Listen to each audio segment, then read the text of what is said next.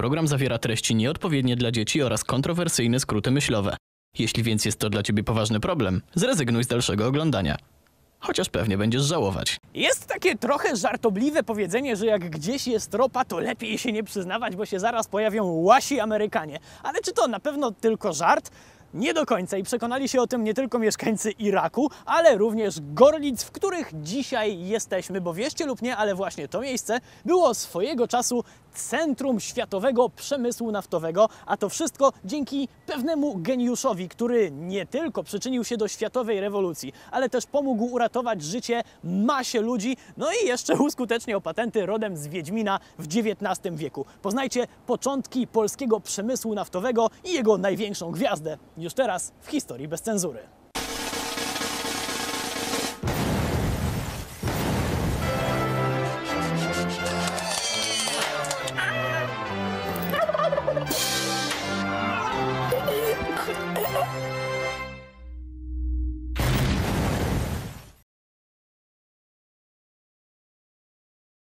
Bardzo chciałbym powiedzieć, że ropa naftowa po raz pierwszy została zauważona na naszych ziemiach, ale nie do końca byłaby to prawda, bo znana była już w starożytności. Oczywiście nie odwiercano jej, a zbierano z otwartych wycieków. Używano jej na przykład do produkcji ognia greckiego, czyli starożytnego napalmu. Egipcjanie używali ropy przy leczeniu, ale też przy balsamowaniu ciał, natomiast Rzymianie docenili jej potencjał oświetleniowy, ale tylko na otwartych przestrzeniach, bo strasznie śmierdziała i kopciła.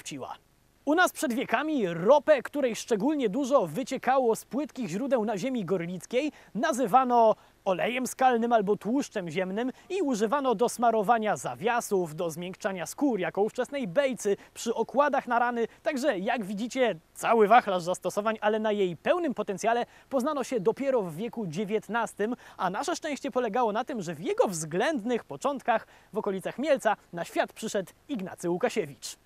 Konkretnie miało to miejsce 8 marca 1822 roku. Nasz dzisiejszy bohater od najmłodszych lat miał niesamowitą zajawkę na chemię, więc w sumie nie ma się co dziwić, że po ukończeniu szkoły Ignacy podjął praktyki w aptekach. Najpierw w Łańcucie, a później w Rzeszowie. Natomiast na pewno nie było chemii między młodym Łukasiewiczem a Cesarstwem Austro-Węgierskim, ponieważ Ignacy w pewnym momencie postanowił zaangażować się w organizację powstania, co przypłacił 2 latami w więzieniu, a to nie wszystko, bo z reguły za takie akcje był jeszcze nadzór policyjny i ban na studia. Całe szczęście, że Łukasiewicz kolejną robotę dostał w lwowskiej aptece pana Piotra Mikolasza, który miał na tyle duże znajomości, że chłopakowi pozwolono pójść na studia farmaceutyczne do Krakowa i do Wiednia. I to był przełomowy moment, bo tylko na farmacji w tamtym okresie uczono o ropie naftowej, która, jak już wiecie, była wykorzystywana przy leczeniu, ale również przy produkcji kosmetyków. Ignacy wrócił do pracy z gigantyczną zajawką na eksperymenty z ropą, bo widział w niej gigantyczny potencjał. Inni też widzieli, choć trochę bardziej przyziemny, bo oczywiście bardzo szybko znaleźli się tacy, którzy zaczęli się zastanawiać, czy z tego czarnego płynu nie dałoby się zrobić, no wiecie, wódeczki. Od razu może odpowiem na to pytanie. Da się wydestylować alkohol, ale bardzo bym prosił, żebyście tego nie robili, bo to bardzo trudny proces, a w razie niepowodzenia otrzymany płyn będzie obleśny, ale to najmniejszy problem, bo w małych dawkach szybciutko was przeczyści, a w większych równie ekspresowo zabije. Na szczęście Ignacy miał lepszy pomysł na wykorzystanie ropy naftowej. Piwko z ropy? Nie. Razem ze swoim kolegą Janem Zechem też chcieli coś wydestylować z ropy, ale nie żeby się zamroczyć, wręcz przeciwnie, żeby uzyskać w ten sposób naftę, która mogłaby posłużyć jako nowe paliwo do lamp. W sumie warto wiedzieć, że nie oni jedyni na całym świecie wpadli w tym okresie na ten pomysł. Prace nad rafinacją ropy naftowej, albo prościej rzecz ujmując, na uzyskaniu nafty z ropy prowadzono też w USA czy Rumunii, ale wiecie, jak to jest z wynalazcami. Jak z plemnikami w sumie. Mogą być ich nawet miliony, ale koniec końców to jeden osiąga sukces i zgarnia sławę. Kimś takim był właśnie nasz Łukasiewicz. Był cierpliwy, kombinował z wytrzymałością kotłów na zapleczu apteki, dodawał do reakcji nowe substancje i w końcu udało się. W roku 1853 zapłonęła w lwowskiej aptece pierwsza lampa z naftą. Jednak to nie koniec związków tego wynalazku z medycyną, bo 4 miesiące później właśnie ta lampa Łukasiewicza umożliwiła przeprowadzenie pierwszej nocnej operacji. Lekarze nie byliby w stanie wyciąć wyrostka przy świetle świec, a do rana pacjent by nie dożył. Jednak dzięki lampie Łukasiewicza można było przeprowadzić zabieg i uratować pacjenta. Właśnie ten dzień, 31 lipca 1853 roku, uznaje się za początek światowego przemysłu naftowego. Oczywiście było jeszcze mnóstwo roboty i wiedział o tym doskonale sam Łukasiewicz. Sama nafta mogła być jeszcze czystsza, no i lampy trzeba było dostosować do nowego paliwa, bo póki co to kopciły jak Churchill. Jednak tego wszystkiego dokonał już w Gorlicach, do których przeniósł się pod koniec 1853 roku. Czemu opuścił Lwów? Nie do końca wiadomo. Być może pokłócił się ze starym przyjacielem, a być może chciał się w pełni usamodzielnić w pracach nad naftą i lampą. Jeśli powodem było to drugie, to nie mógł trafić lepiej. Niebiosa, los, przeznaczenie, zwał jak zwał. W każdym razie bardzo mu się poszczęściło, bo nie dość, że właśnie w Gorlicach akurat poszukiwano kogoś, kto poprowadzi lokalną, świetnie wyposażoną w sprzęt aptekę, to jeszcze właśnie na ziemi gorlickiej od 1852 roku wydobywano ropę naftową, o czym rozpisywała się prasa. Długo się więc Ignacy nie zastanawiał nad przeprowadzką do tego miasteczka, po czym objął w dzierżawę aptekę na parterze ratusza i po pewnym czasie tyle brakło, żeby spalił jedno i drugie. Jak się zapewne domyślacie, Ignacy kontynuował swoje badania nad otrzymaniem czystej nafty. W tym celu sprowadzał ropę wydobywaną w okolicznych wsiach i gotował ją. Efektem tego gotowania był żółtawy płyn ściekający rurkami. Płyn ten bardzo łatwo się palił, ale Ignacy przez kawał czasu skutecznie ujarzmiał wybuchowy charakter substancji znanej nam dziś jako benzyna. Aż do pewnego niedzielnego poranka, kiedy to w wyniku jakiejś zapewne awarii benzyna zaczęła wyciekać i zaliczyła krótki, ale bardzo owocny meeting z otwartym ogniem. Kocioł z ropą zaczął się palić, a ludzie idący na poranną mszę, widząc płomienie, osłupieli. W końcu się jednak otrząsnęli i stwierdzili, że trzeba to szybko ugasić, bo spłonie apteka, ratusz, a przy odrobinie pecha to i całe miasto. Zaczęto polewać kocioł wodą, a ten jak nie buchnął jeszcze mocniej. No ewidentnie woda nie polepszyła sytuacji. W końcu ktoś przytomnie rzucił: koc, weź koc, kocem to tylko zgasisz. I faktycznie za pomocą kocy udało się stłumić płomienie. I całe szczęście, że tylko tak to się skończyło. Bo ty wiesz, Ignacy, że to mogło wybuchnąć? No, mogło wybuchnąć.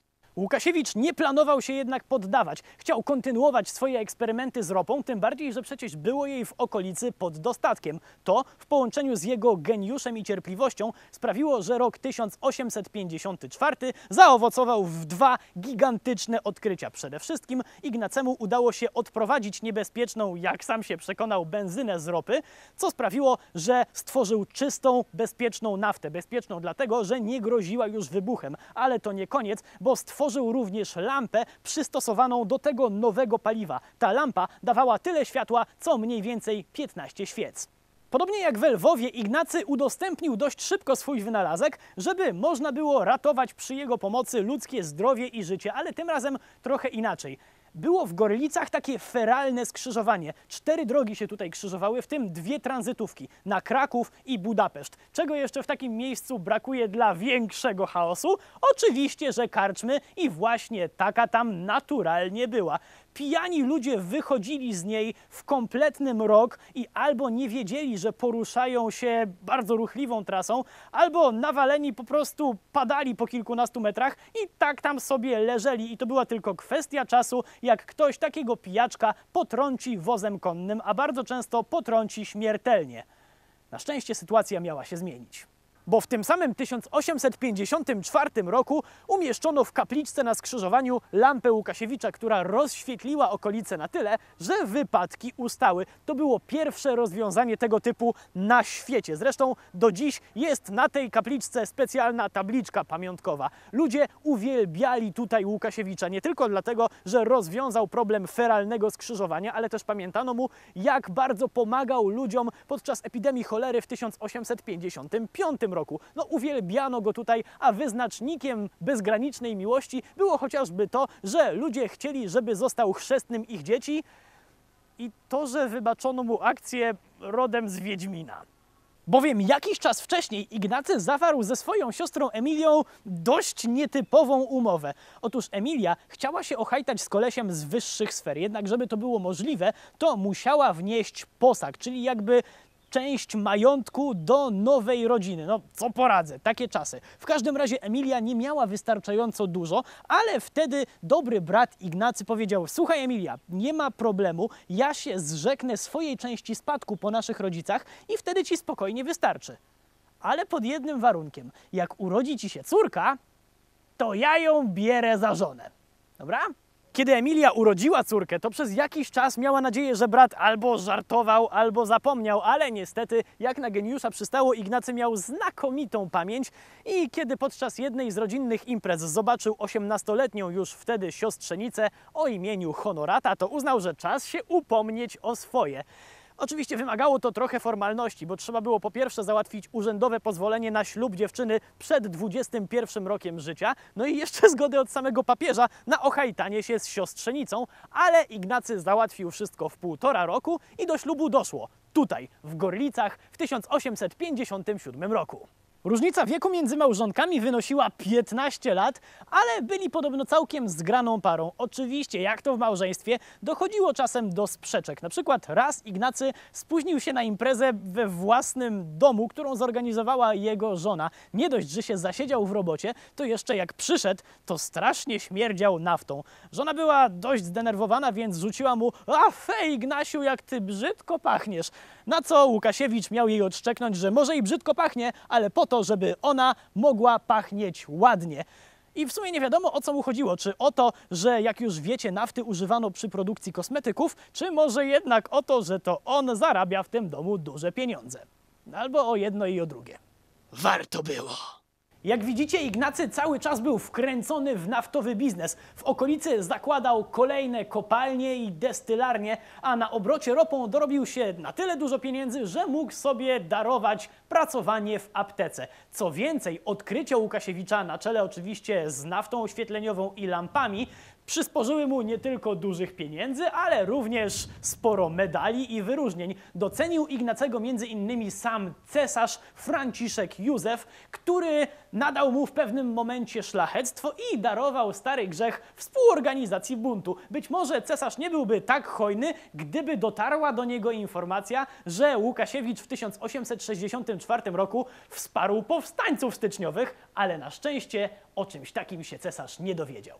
Cesarz Franciszek Józef był bardzo znaczącą osobą w ówczesnym świecie, ale był jeszcze ktoś popularny i bogaty, kto docenił geniusz Łukasiewicza. Amerykański milioner John Rockefeller. On już się dorobił na nafcie, ale mimo milionów wpompowanych w technologię, jego firma nijak nie była w stanie osiągnąć nafty tak czystej jak Ignacy Łukasiewicz. W związku z tym John wysłał swoich ludzi, żeby ci zdobyli przepis naszego dzisiejszego bohatera, ale nie jak w filmach o mafii.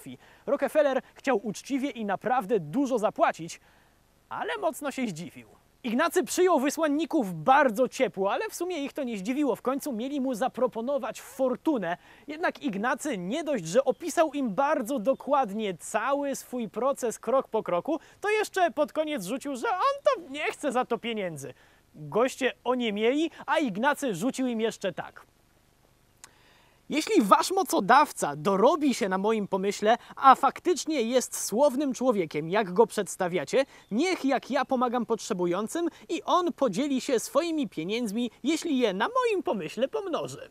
Czy Rockefeller niczym prawdziwy, łasy na ropę i technologię Amerykanin wykiwał naszego bohatera? Wierzcie lub nie, ale nic z tych rzeczy. To znaczy oczywiście zarobił obłędne pieniądze na tym darmowym przepisie, ale faktycznie sporą część zarobionego majątku przeznaczył na cele charytatywne. Prawdopodobnie to ta zagrywka Łukasiewicza dała początek słynnej fundacji Rockefellera. Ignacemu wcale nie było szkoda milionów, które przeleciały mu przez palce, bo po pierwsze po prostu lubił pomagać innym, a po drugie był przekonany, że na kolejnych swoich odkryciach jeszcze niemało zarobi, bo jego naftowe imperium coraz mocniej się rozrastało. Niestety w tej kwestii się przeliczył, bo zmarł 2 miesiące przed swoimi 60. urodzinami w styczniu 1882 roku. A co z jego dziedzictwem? No, tu można powiedzieć, że różnie. Jeśli chodzi o pozostawiony przez niego majątek, to ten zniknął bardzo szybko. Żona absolutnie nie potrafiła nim zarządzać, tym bardziej, że znalazło się szybko bardzo wielu sępów, którzy postanowili po śmierci geniusza coś dla siebie wyrwać, że niby im się należało. Dziewczyna nie należała do zbyt ogarniętych i koniec końców zmarła w skrajnej nędzy. Serio, do tego stopnia, że ducha wyzionęła w przytułku dla bezdomnych, a pogrzeb musiało jej zafundować miasto Kraków. Na szczęście o wiele lepiej miało się dziedzictwo naukowe Ignacego. Bo przemysł naftowy w Gorlicach i okolicach został przez Ignacego tak potężnie rozbujany, że rafinerie na pograniczu robiły gigantyczne wrażenie i ludzie ze wszystkich stron zjeżdżali się tutaj, żeby się bogacić i uczyć. Tak jest, bo to właśnie pod Gorlicami powstała pierwsza szkoła dla wiertaczy i kierowników kopalń. Przez jakiś czas na całym świecie nigdzie indziej nie uczono, jak wydobywać i w ogóle obchodzić się z ropą. Wszędzie indziej to były jakieś, wiecie, indywidualne przeszkolenia, a tutaj normalna szkoła. Dziś Gorlice, nazywane czasem, jak już wiecie, nie bez powodu, miastem światła, nie są już może centrum światowego przemysłu naftowego, ale i tak warto się tutaj pojawić, nie tylko po to, żeby zobaczyć kultową kapliczkę ze skrzyżowania, czy kościół, w którym hajtał się Ignacy ze swoją siostrzenicą, bo tutaj o pamięć o Łukasiewiczu dba się o wiele mocniej. Sami chociażby widzieliście, jak znakomicie wygląda skansen, w którym dziś gościliśmy. Ale to nie wszystko. Bo pokładom ropy towarzyszą też wody mineralne i w związku z tym nie ma się co dziwić, że powstały też w okolicy uzdrowiska, w tym w słowackim Bardejowie, które jest stąd o rzut kamieniem. Także wpadajcie koniecznie do centrum polskich Karpat, do samego ich serducha, bo znajdziecie tutaj nie tylko historię i zdrowie, ale też obłędne widoki. Zapraszamy Was tutaj serdecznie i widzimy się niebawem.